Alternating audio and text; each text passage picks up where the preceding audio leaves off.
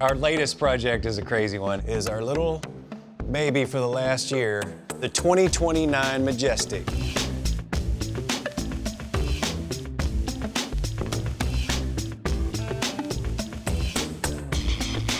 We were taking inspiration from this 1929 Majestic, a favorite of Bobby Haas, who's commissioning bikes. It's fun to take some design language that somebody would have done in the 20s, try to move it into the future, even though that brand doesn't even exist anymore. And the hub-centric steering really turned out nice. We decided to push the boundaries of what technology is now, because 2029 is still 10 years in the future. We needed to go state-of-the-art with 3D printing.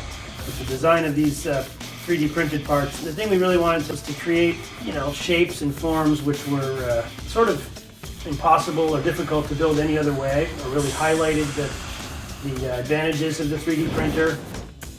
I get jacked up about the 3D printing, right? Because you can take ideas and you put it directly into a part, and the part comes out of the machine, how you dreamt it. But then at the same time, we're a metal company. We weld things, we shape things, we hammer things, right? We are metal-centric. This is called a hammer form. So we took the aluminum, sandwiched it in between these pieces, and you take a hammer, gives you a nice consistent edge, and it allows you to replicate it. Something we were known for is metal shaping, so we wanted to incorporate that into the bike. The Majestic gave us a really good opportunity for that because it had that full body covering. The metalworking part, wasn't terrible for us. We had a lot of time, metal finishing the panels out, a lot of polishing, obviously. I'm a metal shaper, I'm a metal fabricator. That's my trade, that's what I learned, that's what I know, that's my craft, Check that out. Nice. Handmade Fuller Moto. How nice did that turn out? It's pretty cool to make that in-house. And look at this, see on the bottom, upside down and backwards? When you look down on it, it's a thank you to everybody that helped or worked on it. Having that incorporated with the 3D printing and the water jet cutting and all those other technologies has made it our signature on it a little bit. And we're gonna see it on the ground for the first time today. Man, 1 year, we've never seen this thing on the ground. What's next? I think we just need the seat and we're ready to bolt everything else on. Kato, all right, I'm going. Dun, dun, dun! Wow, that looks beautiful, man. Good job. I'm looking forward to seeing it. Glad you're here. Thank you. Gotta go finish. Always in a hurry, Fuller. Always.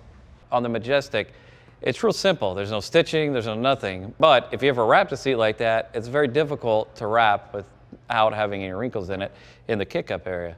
Being smooth was important because if you look at the rest of the bike, it's just real streamlined. So this started as a zero electric motorcycle, and we were able to cut the frame, flip it upside down, and that way we could get the batteries nice and low and put our motor and swing arm in the right angle because we had such a taller wheel and our stance was so much lower. It really worked out slick. The electric setup is not necessarily beautiful. The motor is beautiful, but there's a lot of controllers and wiring, and controllers aren't pretty and wiring's not pretty. We're covering that up, but the original Majestic covered all that up too.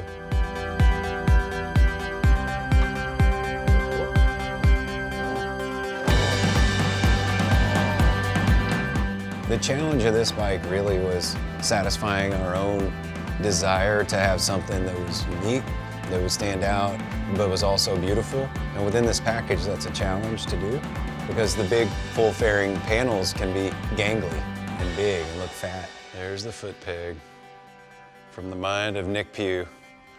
I first saw these and I was like, I don't know, man. I'm not really sure that works. But once we put them on the bike, I was like, oh yeah, that's awesome. Bang. Look at there. How sweet is that? That is so cool. Never seen a foot peg like that. Tell you what, the printing, it's just shows up and it's pretty much right. Like, wow. Okay. Feels so sick! Make the future noise.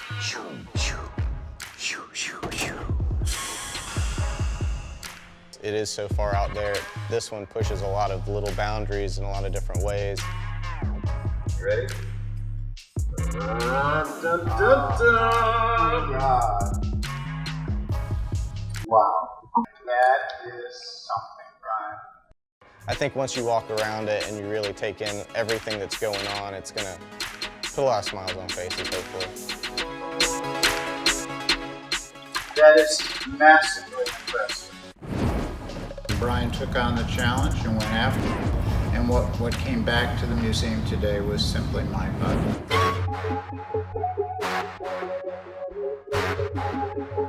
With the handmade bodywork and the hub-centric steering and the printing and the design that Nick Pugh did on all the bars, you get something that's you feel like is really groundbreaking. You know what I mean? This is the first custom motorcycle that's been extensively using 3D printing of metal.